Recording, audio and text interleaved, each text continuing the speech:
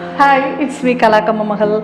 Welcome to new video with great lesson.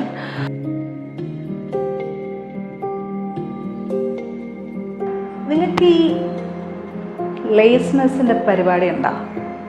മടി, കുഴിമടി നിങ്ങൾക്കില്ല എന്നുണ്ടെങ്കിലേ എനിക്കുണ്ട് കേട്ടോ. നമുക്ക് നല്ല ഉണ്ടായിരുന്നു എന്ന് വേണം പറയാൻ. പക്ഷേ ഈ മടി എന്തൊക്കെ കൊണ്ടുപോയെന്നറിയോ? ഒന്ന്, എൻ്റെ മൈൻഡിൻ്റെ എനർജി കൊണ്ടുപോയി.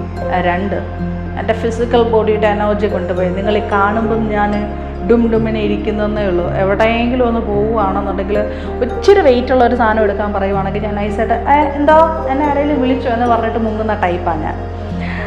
പിന്നെ എൻ്റെ ടൈം നഷ്ടമായി. എനിക്ക് ചില കാര്യങ്ങളോടുള്ള ഒരാവേശമുണ്ടല്ലോ, പുതിയ പുതിയ കാര്യങ്ങൾ സെർച്ച് ചെയ്യാനും പഠിക്കാനും കണ്ടിന്യൂ ചെയ്യാനുമായിട്ടൊക്കെയുള്ള എൻ്റെ ഒരു ഇൻട്രസ്റ്റ്, ആ ഇൻട്രസ്റ്റൊക്കെ ഈ മടി കൊണ്ടുപോയി.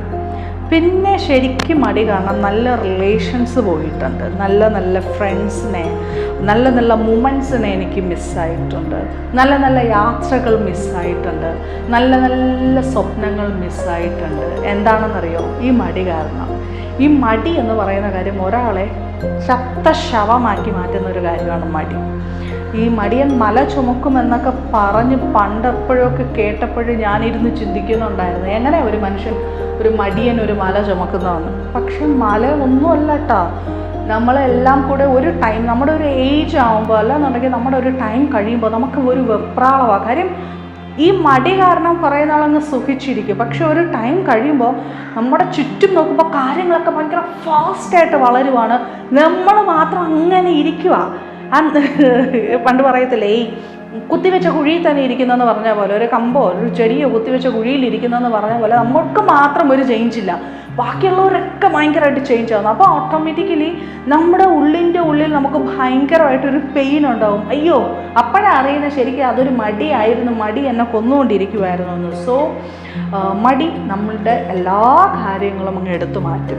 ഈ എല്ലാം നഷ്ടപ്പെട്ടു അല്ലാന്നുണ്ടെങ്കിൽ അയ്യോ എൻ്റെ എല്ലാ ടൈമും പോയി, എല്ലാം പോയി എന്ന് നമ്മൾ തിരിച്ചറിയുന്ന സമയത്ത് നമുക്കുണ്ടാകുന്നൊരു വെപ്രാളമുണ്ട്, നമുക്കുണ്ടാകുന്നൊരു പെയിനുണ്ട്.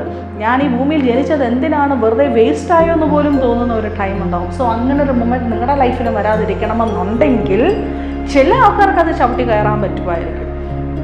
പക്ഷേ അത് നമ്മുടെ ലൈഫിൽ അത് എഫക്റ്റ് ചെയ്യാതിരിക്കണമെന്നുണ്ടെങ്കിൽ പ്ലീസ് സ്റ്റോപ്പ് യുവർ ലേസിനെസ്. വളരെ ഇമ്പോർട്ടൻ്റ് ആണ് കേട്ടോ. ഇല്ലാന്നുണ്ടെങ്കിലേ പണിയോ